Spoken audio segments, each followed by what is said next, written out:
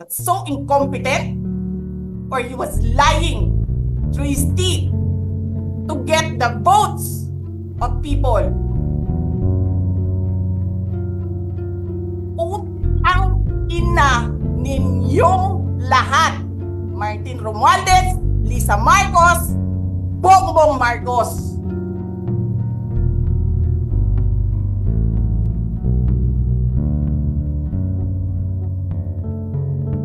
Ginigit-git nyo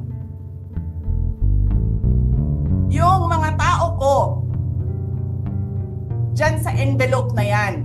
Lisa Marcos, naalala mo? Nagpadala ka sa akin ng video? Sinabihan mo ako saan kukunin ang pera. Pinakita mo ang muka ng tao doon sa video message mo. Hi, Nini! This is she's been working with us for the longest time. We trust her. You sent me written instructions about money. Millions a month.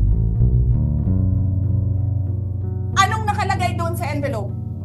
DepEd. Anong ginawa ko? Binigay ko sa DepEd. Utak na mukha.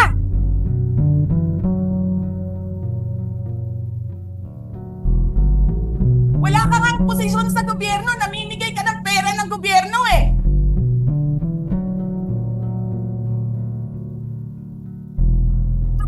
Sisirahin mo yung tangal ng mga kasama ko sa office of the Vice President. Sasabihin nyo sa mga tao, nakaw yan, confidential funds yan. Niwala nga kayong isang proof na confidential funds yan. Naniwala lang kayo sa isang babae na ang pangalan ay Gloria Mercado na nagsabi confidential funds yan, na hindi nyo nga nilabas na wala pang confidential funds, meron ng white envelope.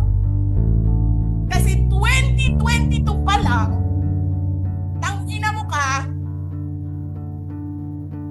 may utos na ng pera sa DepEd. Tapos kami yung nagsisinungaling? Nagpipigil ako eh. Kasi gusto ko lang magtrabaho. Gusto ko lang tapusin nyo na yung show ninyo dyan sa House of Representatives para makabalik na kami sa trabaho namin.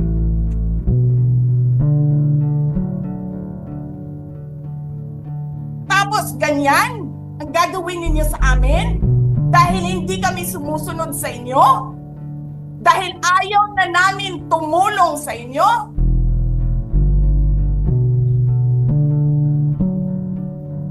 Ganito gagawin ninyo?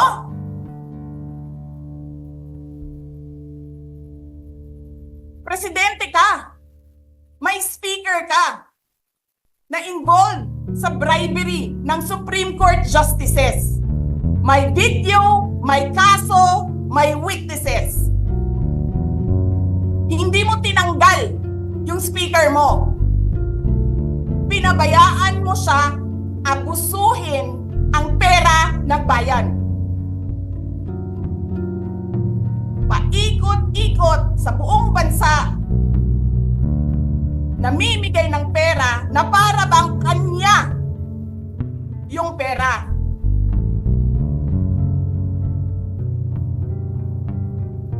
Eh di ba nga, lagi niyo sinasabi separation of powers? Anong trabaho ng legislative branch? Gumawa ng batas.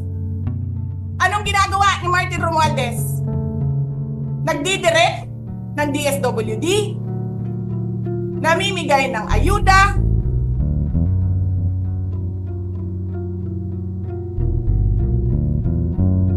nagsasabi kung anong bibigay, anong ibibigay, anong gagawin, sino ba ang presidente dito?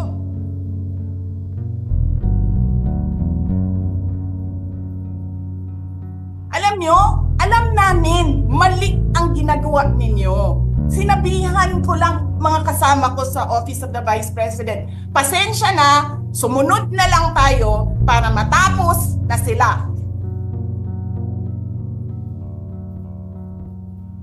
Tapos ganito ang gagawin ninyo?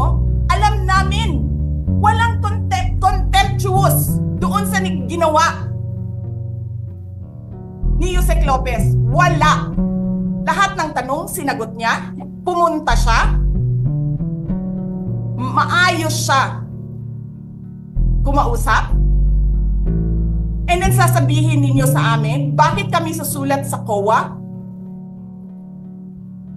Bakit hindi kami susulat sa COA? Hindi tapos ang appeal namin. Hindi tapos ang audit namin. Tapos buhaghag na ninyo tanan ang gisubmit namo sa COA?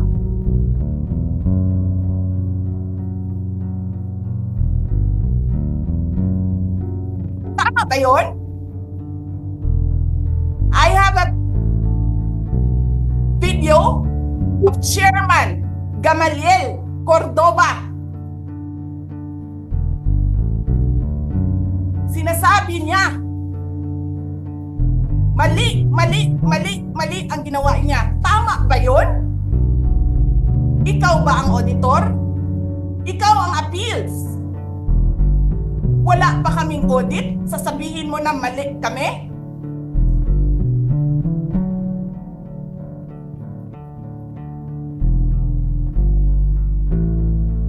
Tangina ninyo.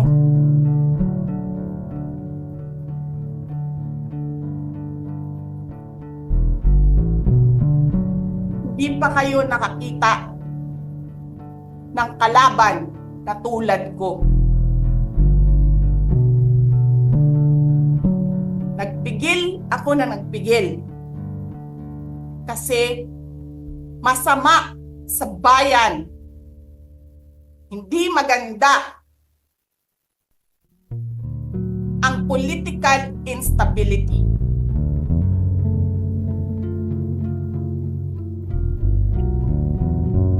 Pinabayaan ko kayo sirain ang pangalan ko kasi I have nothing to lose. Sinira niyo na siya. Wala na siyang ikakasira pa.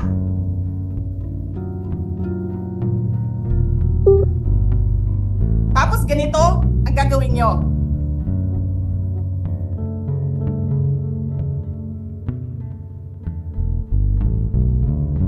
Hindi ko alam paano nakakatulog ang Chief of Staff ng Armed Forces of the Philippines. Gabi-gabi, mahimbing ang tulog mo. Ganito ang bayan natin. Bilyon ang nawawala. Tanungin nyo si Congressman Ungab, Chairman ng Ways and Means, Chairman ng Appropriations Committee. Tanungin nyo siya, paano nawawala ang pera?